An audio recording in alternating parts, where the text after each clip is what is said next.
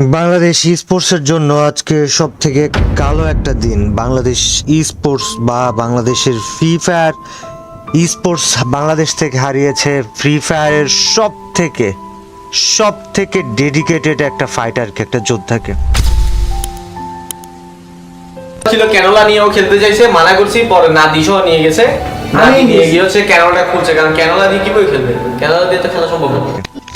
আমরা কথা বলতেছি জেবি চিতাকে নিয়ে, এবং আজকে আমি কোনোভাবেই চিতা ছাড়া অন্য কোনো টপিক, অন্য কোনো কিছু, অন্য কোনো চিন্তা আর মাথায় আনতেই পারতেছি না।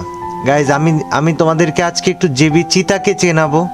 একটু জেবি চিতাকে তোমরা হয়তো গেমে চিনো, ওর গেম খেলা দেখেছো বা ওর গেম প্লের ফ্যান ছিলে, বাট বাস্তবতা বা বাস্তবে চিতা কি বা চিতার বাস্তবতাটা কি, এগুলো আজকে একটু তোমাদের সাথে শেয়ার, মানে আমি আজকে চিতাকে নিয়ে দুটো কথা না বললে আমার আজকে ভালো লাগতেছে না। আমি পুরাটা টাইম, আমি যখন থেকে শুনছি যে চিতা ইন্তেকাল করছে, গতকাল রাত 2টার সময় মিরপুর 11-তে সে চিকিৎসাধীন অবস্থায় ইন্তেকাল করছে, তারপর থেকে আমার মাথা থেকে যাচ্ছেই না যে চিতার সাথে আর মাত্র 3 দিন আগেও আমরা কলে কথা বলতেছিলাম।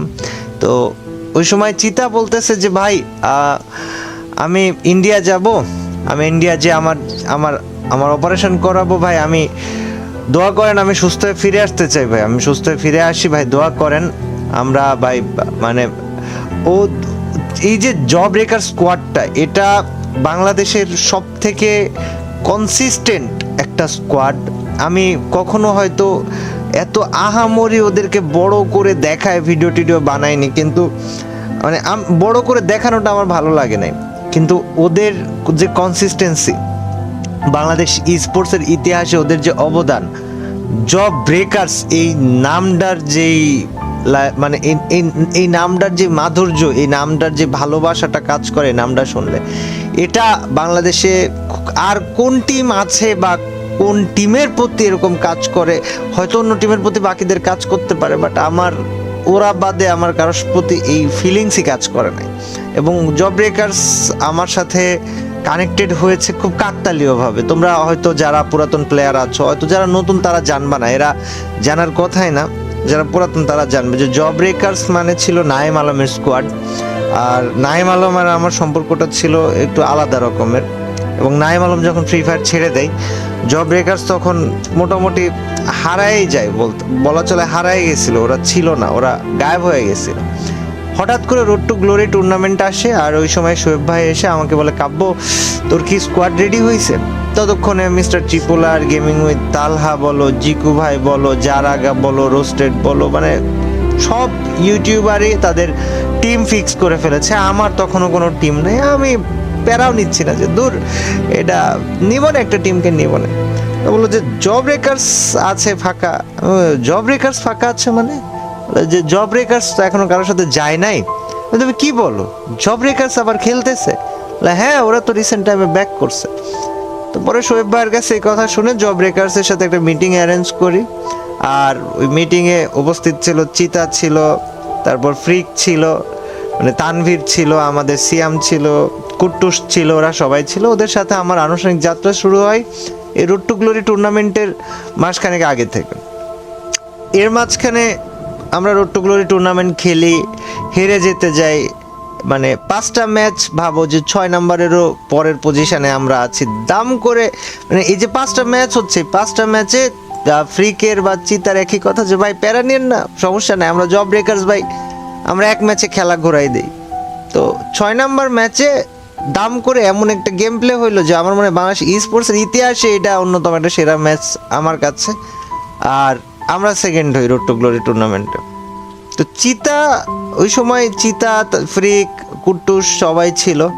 চিতার স্পেসিফিকভাবে আমি যদি বলি, চিতার ইচ্ছা ছিল যে ওরা 2021 না 22-এর FFBC-তে ওরা সেকেন্ড হয়েছিল, রানার্স আপ হয়েছিল। ওদের ইচ্ছাই ছিল বা চাহিদাই ছিল যে FFBC-টা জিতবে, FFBC চ্যাম্পিয়ন হবে, ওদের সে অ্যাবিলিটি আছে। তো সিয়াম মূলত, আমি সিয়ামের সম্পর্কে একটু তোমাদেরকে আজকে বলি। সিয়াম হচ্ছে ইন্টারমিডিয়েটে পড়তো, যদিও ওর একটু গ্যাপ গিয়েছিল, না হলে ও এবার SSC দিত। ও ওর বয়স ছিল 20 বছর, আম্মার সাথে থাকতো, মাটি কাটাতে থাকতো, ইসিবি মাটি কাটার ওইখানে থাকতো। তো সিয়াম অসুস্থ হওয়ার পরে খুব বেশি দিন লাগে নাই, আমাকে ফ্রিক জানায় যে ভাই সিয়াম তো এরকম অসুস্থ, ওর তো লাংস ইনফেকশন হয়েছে। আমি ওর সাথে কথা বলি, মানে জিজ্ঞেস করি কি অবস্থা। বিশ্বাস করো ভাই, মানে কসম খোদার, ও যে একটা ছেলে, ও যে একটা মারা গেছে, ও যে একটা ছেলে, ওর কথাবার্তা কোনো জায়গায় তুমি বলতেই পারবা না যে ছেলেটা অসুস্থ, মানে ও অসুস্থ বা ওর কথার মধ্যে এরকম ধরনই নাই। এরা আসলেও অন্যরকম একটা ছেলে, একটা ফাইটার তো ফাইটারই, মানে কথা বলার মধ্যে ভাই কোনো রকমের অসুস্থতার কোনো লক্ষণ নাই। আমি লাস্ট কিছু 2-1 সপ্তাহ আগে, 1 সপ্তাহ বা 10 দিন আগে, ওরা যখন এফএফবিসি খেলার ওই টাইমটা, ওর আম্মার সাথে কথা হয়, ওর সাথে কথা হয়। ও আমারে বলে যে ভাই আমি জিজ্ঞেস করছি কি অবস্থা, তুই কবে সুস্থ হবি? বলে যে ভাই এখন যেহেতু লাংস ইনফেকশন হয়েছে তো ইন্ডিয়া যেতে চাচ্ছি, ইন্ডিয়া যে একটু অপারেশন করাইতে হবে, বাংলাদেশে ডাক্তারকে দিয়ে অপারেশন করালে ভাই জানেনি তো, মানে বাংলাদেশের উপরে আমাদের ম্যাক্সিমাম মানুষের ভরসা নাই, বিকজ বাংলাদেশ একটা এমন পর্যায়ে থাকার দেশ, এদেশের সব থেকেও এদেশে কিছু নাই, এই দেশের জন্য এর থেকে বড় ব্যর্থতা আর কিছু নাই।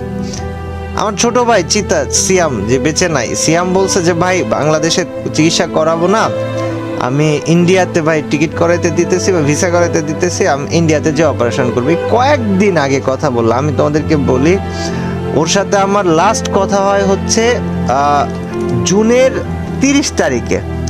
ও বলে যে ভাই ভিসা অ্যাপ্লাই যে করবে ওনাকে টাকা পাঠাতে হবে। আমি বলি যে আচ্ছা ঠিক আছে, সমস্যা নাই, তুই ঘুমাই যা, আমি রাতের মধ্যে পাঠিয়ে দিচ্ছি।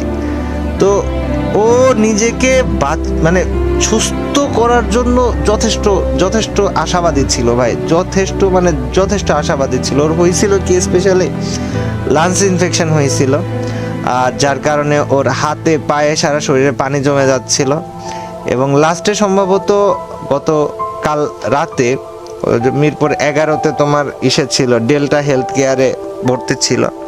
এটা প্রাইভেট হাসপাতালে গেছে 2 দিন হইল। এর আগে ফ্যামিলির মানে সবার কাছ থেকে যতটুকু জানতে পারছিলাম যে ওরা একটা সরকারি হসপিটালে ভর্তি ছিল।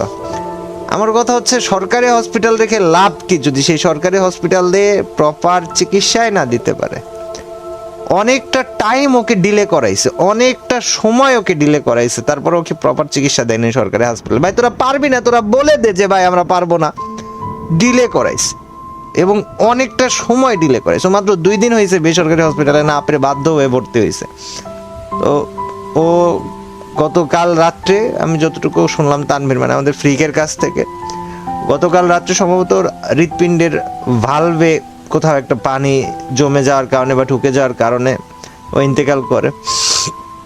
তবে ওর অনেক বাঁচার ইচ্ছা ছিল, অনেক চেয়েছিল সুস্থ হয়ে ফিরে আসবে, অনেক করে চেয়েছিল। ওকে তানভীর মানে ফ্রিক অনেকবার ওয়ার্নিং দিছে যে তুই এভাবে ডিলে করিস না, এটা দ্রুত অপারেশন করা। ও মানে কিছু বলার নাই। আর তোমরা যারা ভাই স্পোর্টস দেখো, আমি তোমাদেরকে বলি, যারা স্পোর্টস দেখো বা ভালোবাসো বা স্পোর্টস লাভার আসো, মানে জব ব্রেকার স্কোয়াড ফ্রি ফায়ারের বাংলাদেশের স্পোর্টসের শুরু থেকে আজ পর্যন্ত থাকা সব থেকে আমি আবারও বলতেছি সব থেকে বেশি কনসিস্টেন্ট থাকা স্কোয়াড, এই স্কোয়াডের তানভীর মানে আমাদের ফ্রিক 22, ওরা ফ্রিক, নাইম আলম, চিতা, মানে এই নামগুলো যখন একটা ম্যাচে আসতো কি যে হইতো, যারা পুরাতন প্লেয়ার শুধু তারাই জানে, তা বাদে কেউ হয়তো বুঝতেও পারবে না। আর এই জব ব্রেকার্সের ওই নাইম আলমের সাথে থেকে ওই সময় মাথা নষ্ট গেম প্লে তখনও চিতা দিত, এখনও চিতা দিয়েছে। এফএফবিসি টাইমে ও হসপিটালে ভর্তি, ওর কোনোভাবে হসপিটাল থেকে বের হওয়ার কোনো নিয়ম নাই। ও এফএফবিসি শুরু হওয়ার 5 মিনিট আগে হসপিটাল থেকে পালায়ে হোটেলে আসছে, ম্যাচ খেলছে, আবার পালায়ে চলে গেছে হসপিটালে। একটা ছেলের একটা টুর্নামেন্টের প্রতি, স্পোর্টসের প্রতি, গেমের প্রতি কোন লেভেলের ডেডিকেশন থাকলে আর কোন লেভেলের তার কিছু একটা পাওয়ার ইচ্ছা থাকলে সে নিজের জীবনের ঝুঁকি নিয়ে হইলেও এত দূর যাইতে পারে। যাক গাইস, এই যে প্রোফাইলটা, এটা আমাদের চিতার প্রোফাইল। আমি সার্চ করতেছি যখন, আমি দেখতেছি 1-2 ঘন্টা আগে অনলাইনে ভাই, আমি 3 দিন আগে ওর সাথে কথা বলছি। হ্যাঁ, আমি কোনোভাবে মানে আমি নিউজটা শোনার পর থেকে ভুলতেই পারতেছি না যে ওর লাস্ট কথাটা, যে ভাই আমি ইন্ডিয়া যাব, অপারেশন করব, ভাই দোয়া করেন আমি একটু সুস্থ হয়ে ফিরে আসতে পারি যেন। আমি ওরে বললাম যে তুই যা, সমস্যা নেই, আমরা আসি, তো টাকা পয়সা নিয়ে চিন্তা করিস না, লাগলে আমি আসি, লাগলে ইউটিউবাররা সবাই আছে, লাগলে ফ্রি ফায়ার কমিউনিটি আছে। আসলে টাকা পয়সাটা মেন না, আল্লাহ তাআলা যাকে যখন যেভাবে নিয়ে যাওয়ার তখন সেভাবে নিয়ে যাবে, এটাই স্বাভাবিক। এই চিতা নামটা তোমরা আজীবন মনে রেখো। এবং বাংলাদেশের ফ্রি ফায়ারের প্রতি আমার নিজের পার্সোনাল ভাবে রিকোয়েস্ট থাকবে যে চিতা নামটা এটা যেন ফ্রি ফায়ার স্পোর্টসের সাথে আজীবন কানেক্টেড থাকে। ফ্রি ফায়ার নিজে যেন এই চিতা এই নামটাকে আলাদাভাবে রিকগনাইজেশন দেয়। আর যদি ফ্রি ফায়ার না দিতে পারে, এটা ফ্রি ফায়ারের জন্য ব্যর্থতা, এটা স্পোর্টসের জন্য ব্যর্থতা, এটা আমাদের জন্য ব্যর্থতা হবে। ওর জন্য তোমরা দোয়া করো। মাত্র 20 বছর বয়সে ভাইটা আমাদের চলে গেছে, ওর আম্মার উপর দেখি যাচ্ছে, এটা হয়তো ওর আম্মাই জানে, আর কেউ বলতে পারবে না। মানে বুঝতেই পারতেছো ভাই যে তার ছেলে নাই। আর গাইজ আমি তোমাদেরকে একটু বলে দেই, চিতার মানে ওকে দাফন করা হবে হচ্ছে ওর ফেনীতে, ওর গ্রাম যেখানে এলনা পাথর, ছাগলনাইয়া ফেনী, এখানে। তো কেউ যাইতে চাইলে যাইতে পারো। আজকে সম্ভবত বাদ এশা ওর জানাজা অনুষ্ঠিত হবে এলনা পাথর, ছাগলনাইয়া ফেনীতে। দোয়া করো তোমরা, এবং এই একটা শব্দ মনে রাখো যে চিতা বাংলাদেশে একটাই ছিল, একটাই হয়েছে, একটাই চিতা আজীবন থাকবে, আর কোনো সেকেন্ড চিতা হবে না। ওর জন্য দোয়া করো, আল্লাহ তাআলা যেন ওকে মাফ করে দেয়, জীবনে যদি কোনো ভুল ত্রুটি থেকে থাকে, কোনো কবরের আযাবটাও মাফ করে দেয়, এবং ওকে যেন জান্নাতুল ফিরদাউস নসিব করে।